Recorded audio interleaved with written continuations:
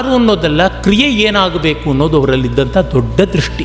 ಇದು ಒಳ್ಳೆಯ ಕೆಲಸ, ಇದಾಗಬೇಕು, ತಾನು ಮಾಡಬೇಕು, ಬೇರೆಯವ್ರು ಮಾಡಬೇಕು, ಅದು ಆಮೇಲೆ. ಎಷ್ಟೋ ಬಾರಿ ಅವರೇ ಮಾಡ್ತಾಯಿದ್ರು, ಆದರೆ ಅದನ್ನು ಎಂದೂ ಮುಂದೆ ಮಾಡ್ತಾ ಇರಲಿಲ್ಲ. ತುಂಬ ಒಳ್ಳೆಯ ವಿದ್ವಾಂಸರಾಗಿ ಆರ್ಯರ ಸಮಸ್ಯೆಯನ್ನು ಕುರಿತಂತೆ ವಿಶೇಷವಾಗಿ ಈಚಿನ ದಶಕಗಳಲ್ಲಿ ಅಧ್ಯಯನ ಮಾಡಿ ಬರವಣಿಗೆ ಮಾಡಿದವರಲ್ಲಿ ಒಬ್ಬರು ನವರತ್ನ ಎಸ್ ರಾಜಾರಾಮ್ ಅವರು.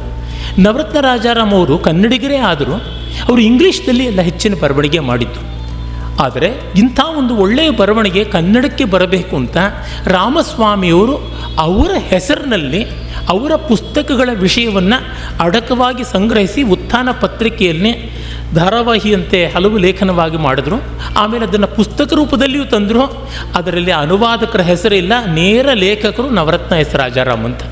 ನಾನು ನವರತ್ನ ರಾಜಾರಾಮ್ ಅವ್ರನ್ನ ಕೇಳಿದೆ, ಸರ್ ಎಷ್ಟು ಬೇಗ ನೀವು ಎಷ್ಟು ಒಳ್ಳೆ ಕನ್ನಡ ಕುದುರಿಸ್ಕೊಂಡು ಬಿಟ್ಟಿದ್ದೀರಾ, ಬಹಳ ಸೊಗಸಾಗಿದೆ ನಿಮ್ಮ ಕನ್ನಡ, ರಾಮಸ್ವಾಮಿಯವರ ಕನ್ನಡಕ್ಕೆ ಹೆಗಲಣಿಯಾಗಿದೆ ಅಂತೆಲ್ಲ ನಾನು ಹೇಳಿದ್ರೆ ಅದು ರಾಮಸ್ವಾಮಿನೇ ಬರೆದಿದ್ದು ಅಂತಂದರು. ಇನ್ನು ರಾಮಸ್ವಾಮಿಗಳದ್ದು ಒಂದು ವಿಶೇಷ ಬದುಕು. ಡಿ ವಿ ಜಿಯವರ ಒಂದು ರೀತಿಯಲ್ಲಿ ಡಿ ವಿ ಜಿಯವರು ಮಂಕುತಿಮ್ಮನ ಕಗ್ಗ ಬರೀತಿರ್ಬೇಕಾದ್ರೆ ವ್ಯಾಸರಿಗೆ ಗಣಪತಿ ಇದ್ದ, ಮಹಾಭಾರತವನ್ನು ಬರೆದಿದ್ದು ಗಣೇಶ. ವ್ಯಾಸರು ಅದನ್ನು ಹೇಳ್ತಾ ಇದ್ರು. ಆ ರೀತಿ ಅಕ್ಷರಶಃ ರಾಮಸ್ವಾಮಿ ಅವರು ಎಲ್ಲಿ ಇದರ ಪ್ರಾರಂಭದಿಂದನೂ ನಮ್ಮ ಸಾಹಿತ್ಯಕ್ಕೆ ಒಂದು ಸರಿಯಾದ ಬುನಾದಿ, ಅಂದರೆ ರಾಷ್ಟ್ರೋತ್ಥಾನ ಸಾಹಿತ್ಯದಲ್ಲಿ ತಪ್ಪು ರಹಿತ ಅಥವಾ ಅದನ್ನು ಬೊಟ್ಟು ಮಾಡಲಿಕ್ಕೆ ಸಾಧ್ಯನೇ ಇಲ್ಲ, ಅದಕ್ಕೆ ಬಹಳ ದೊಡ್ಡ ಕಾಂಟ್ರಿಬ್ಯೂಷನ್ ರಾಮಸ್ವಾಮಿ. ಸೇಡಿಯಾಪು ಕೃಷ್ಣ ಭಟ್ರ ಬಗ್ಗೆ ಒಂದು ಲೇಖನ ಮತ್ತು ಅವರ ವಿಚಾರದ ಕುರಿತಾಗಿ ಒಂದೆರಡು ಬರಹಗಳು ಅದರೊಳಗೆ ಪ್ರಕಟ ಮಾಡಬೇಕು ಅಂತ ಆಯಿತು. ಆದರೆ ಮಂಗಳೂರಲ್ಲಿ ಹೊಸದಿಗಂತ ಪ್ರೆಸ್, ಅಲ್ಲಿ ಅವರ ಫೋಟೋ ಇರಲಿಲ್ಲ. ಅದೇ ಸಮಯದಲ್ಲಿ ಇಲ್ಲೊಂದು ಯಾವುದೋ ಬೈಠಕ್ಕಾಗಿ ನಾನು ಬೆಂಗಳೂರಿಗೆ ಬರೋದಿತ್ತು. ಸಂಪಾದಕರು ಹೇಳಿದರು, ನೀವು ಹೋದಾಗ ರಾಮಸ್ವಾಮಿಯವ್ರ ಹತ್ರ ಕೇಳಿ, ಅವ್ರ ಹತ್ರ ಇರುತ್ತೆ. ನಾನು ಬಂದೆ. ಇಲ್ಲ, ನಾನು ಸೇಡಿಯಾಪು ಕೃಷ್ಣ ಭಟ್ರದ್ದು ನನಗೇನು ಅವ್ರ ಬಗ್ಗೆ ತುಂಬ ಗೊತ್ತಿರಲಿಲ್ಲ.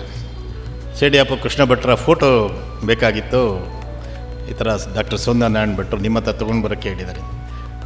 ಸೇಡಿಯಾಪು ಅವ್ರ ಬಗ್ಗೆ ನಿನಗೇನು ಗೊತ್ತಿದೆ ಅಂತ ಕೇಳಿದ್ರು.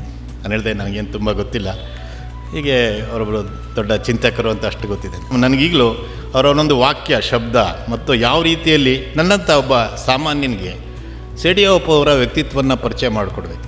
ನಾನು ಯಾಕೆ ಇದನ್ನು ಹೇಳಿದೆ ಅಂದರೆ, ಸಂಘದ ವಲಯದಲ್ಲಿ ನಮ್ಮಂಥ ಅನೇಕ ಸ್ವಯಂ ಸೇವಕರು, ಕಾರ್ಯಕರ್ತರು ಅಥವಾ ಸಂಘದ ಪ್ರಚಾರಕರಿಗೆ ಸಾಮಾನ್ಯ ನಮ್ಮ ಕೆಲಸದಲ್ಲಿ ಸಂಘಟನೆಯ ಕೆಲಸ, ಸಮಾಜದ ಕೆಲಸ, ಇದರ ಕುರಿತಾಗೆ ಹೆಚ್ಚು ನಮ್ಮ ಗಮನ ಇರುತ್ತೆ. ಆದರೆ ಇನ್ನೊಂದು ಲೋಕವನ್ನು ನಮ್ಮ ಯುವಕ ತರುಣ ಸ್ವಯಂ ಸೇವಕರಿಗಿರಲಿ ಅಥವಾ ಯಾರಿಗಾರು ಸ್ವಲ್ಪ ಸಾಹಿತ್ಯದಲ್ಲಿ ಆಸಕ್ತಿ ಇದೆ ಅಂತಾದರೆ ಅವರಿಗೆ ಅದನ್ನು ತಿಳಿಸ್ಕೊಡೋದು, ಅದು ನಿಮಗೇನು ಗೊತ್ತಿಲ್ಲ ನಾನು ಹೇಳ್ತಾ ಇದ್ದೀನಿ ಅನ್ನೋ ಭಾವ ಯಾವತ್ತೂ ಬರ್ತಾ ಇರಲಿಲ್ಲ. ಅಥವಾ ನಮ್ಮಂಥವ್ರಿಗೆ ಅದರೊಳಗೆ ರುಚಿ ಹತ್ತೋ ಹಾಗೆ ಹೇಗೆ ಹೇಳೋದು, ಅವರಿಷ್ಟು ದೊಡ್ಡವರು ಅಂತ ನಮ್ಗೆ ಗೊತ್ತಿರಲಿಲ್ಲ, ಇಷ್ಟು ಅವರ ಅಗಾಧ ಪಾಂಡಿತ್ಯ ಇದೆ ಅಂತ ಗೊತ್ತಿರಲಿಲ್ಲ. ಆದರೆ ಸಣ್ಣ ಸಣ್ಣ ವಿಷಯವನ್ನು ಸ್ವಯಂ ಸೇವಕರು, ಕಾರ್ಯಕರ್ತರಿಗೆ ಸಂಘದಲ್ಲಿ ಅವರು ತಿಳಿಸ್ಕೊಡ್ತಾ ಇದ್ದ ರೀತಿ, ಅನೇಕ ಪ್ರಸಂಗಗಳು ಆ ಥರ ನಾವು ನೋಡಿದ್ವಿ. ಪ್ರತಿಯೊಬ್ಬರನ್ನೂ ಆತ್ಮೀಯವಾಗಿ ನೋಡ್ತಿದ್ರು. ಬೆಳಗ್ಗೆ ನ್ಯೂಸ್ ಪೇಪರ್ನವ್ನು ಬಂದರೆ ಅವನ್ನ ಕರೆದು ಕೂಡಿಸ್ಕೊಂಡು ಅವನೊಂದು ಕಾಫಿ ಕೊಟ್ಟು, ನೀನು ಏನು ಮಾಡ್ತಿದ್ಯಾ, ಕಬಡ್ಡಿ ಆಡ್ತಿದೆಯಲ್ಲ, ಸ್ಟೇಟಿಗೆ ಸೆಲೆಕ್ಟ್ ಆದ್ಯಾ, ಇಂಥ ವಿಚಾರ ಅವ್ರ ಹತ್ರ ಕೇಳ್ತಾಯಿದ್ರು. ಮನೆ ಮುಂದೆ ಬರೋ ತರಕಾರಿ ಹೆಸರೆಲ್ಲ ಗೊತ್ತಿತ್ತು. ಅಲ್ಲೇ ಪರ್ಚೇಸ್ ಮಾಡೋರು, ಯಾವತ್ತೂ ಮಾಲ್ಗಳಿಗಾಗಲಿ ಎಲ್ಲಿಗೂ ಹೋದವರಲ್ಲ. ಇವ್ರನ್ನ ನಾವು ಉತ್ತೇಜಿಸಬೇಕು, ಇವ್ರಿಗೆ ಕೊಡಬೇಕು, ಮಾಲ್ಗಳು ಬಂದರೆ ಇವ್ರ ಜೀವನ ಏನಾಗುತ್ತೆ, ಇವ್ರು ಹೇಗೆ ಬದುಕ್ತಾರೆ ಮುಂದೆ ಅಂತಂತ ಈ ಥರ ಕ್ವಶನ್ಗಳನ್ನ ನಮ್ಮನ್ನು ಕೇಳೋರು. ಹಾಗೆ ಭಾನುವಾರ ಪೇಪರ್ ತೊಗೊಳ್ಳೋರು, ಎಲ್ಲ ಅಂಗಡಿಲೂ ಒಂದೊಂದು ಪುಸ್ತಕ ತೊಗೊಳ್ಳೋರು.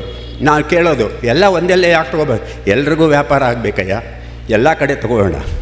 ಒಂದು ಪಕ್ಕದಲ್ಲಿದ್ದು ಇಲ್ಲಿಂದ ಗಾಂಧಿ ಬಜಾರ್ಗೆ ಒಂದು ಪುಸ್ತಕ, ಚಾಮರಾಜಪೇಟೆಯಲ್ಲಿ ಒಂದು ಪುಸ್ತಕ, ಅಲ್ಲೊಂದು ಪುಸ್ತಕ, ಒಂದೇ ಪುಸ್ತಕದಲ್ಲಿ ಎಲ್ಲ ಅಂಗಡಿಯಲ್ಲಿ ಎಲ್ಲ ಸಿಗುತ್ತೆ. ಆದರೆ ತೊಗೊಳ್ತಾ ಇರಲಿಲ್ಲ ಅವರು. ವಿಶೇಷವಾದಂಥ ಒಂದು ಮಾರ್ಗದರ್ಶನದ ಕ್ರಮ, ಅವ್ರ ಮಾರ್ಗದರ್ಶನ ಸ್ವಲ್ಪ ಭಿನ್ನವಾದ್ದು. ಅವ್ರು ಯಾರು ಅವ್ರ ಸಂಪರ್ಕದಲ್ಲಿ ಬರ್ತಾರೆ ಅವ್ರಿಗೆ ಮಾತ್ರ ಅದು ಅವ್ರ ಮಾರ್ಗದರ್ಶನದ ಕ್ರಮ ಗೊತ್ತಾಗುತ್ತೆ. ಅವರು ನಿಮಗೆ ಕಾಫಿ ತರಿಸಿದ್ರು ಅಂದರೆ ಅಲ್ಲಿ ಅವಾಗ ಅದು ಒಂದು ಪ್ರಾರಂಭ ಚರ್ಚೆಯದ್ದು, ವಿಷಯದ್ದು. ಮತ್ತು ಅವರಲ್ಲಿ ಇಷ್ಟೊಂದು ಹಾಸ್ಯ ಪ್ರಜ್ಞೆ ಇದೆ ಅಂತ ಅವ್ರು ನೋಡಿದವ್ರು ಯಾರಿಗೂ ಗೊತ್ತಾಗಲ್ಲ. ಅಷ್ಟೊಂದು ವಿಷಯಗಳನ್ನು, ಜೋಕ್ಗಳನ್ನು, ಘಟನೆಗಳನ್ನು ಅವರ ಪುಂಖಾನುಪುಂಖವಾಗಿ ಅವರಿಂದ ಬರ್ತಾ ಇತ್ತು. ಒಂದು ಸರಿ ಕುಳಿತುಕೊಂಡಿದ್ರು, ನಾನು ಕೇಳಿದೆ, ರಾಮಸ್ವಾಮಿಯವರೇ ಹೇಗಿದೆ ಆರೋಗ್ಯ ಅಂತ. ಅವರ ಶೈಲಿ ಹೇಳೋದು, ನಂದು ಹೇಳಲ್ಲ, ನನ್ನ ಸ್ನೇಹಿತನಿಗೆ ಫೋನ್ ಮಾಡಿದ್ದೆ, ಅವನು ಹೇಳಿದ್ದು ಹೇಳ್ತೀನಿ, ಕಾಕಾ ಕೀಕೆ ಅಂದರು. ನಾನೇನಂದೆ, ಕಣ್ಣು ಕಾಣಲ್ಲ ಕಿವಿ ಕೇಳಲ್ಲ ಅಂತಂದ್ರೆ. ಸಿನಿಮಾಗೆ ಹೋಗ್ತಾಯಿದ್ವು, ನೈಟ್ ಶೈಟ್ಗೆ ಕರ್ಕೊಂಡು ಹೋಗ್ತಿದ್ವು, 1 ತಿಂಗಳಿಗೋ 1-2 ತಿಂಗಳಿಗೋ ಅವ್ರನ್ನ ಕರ್ಕೊಂಡು ಹೋಗ್ತಾಯಿದ್ವು.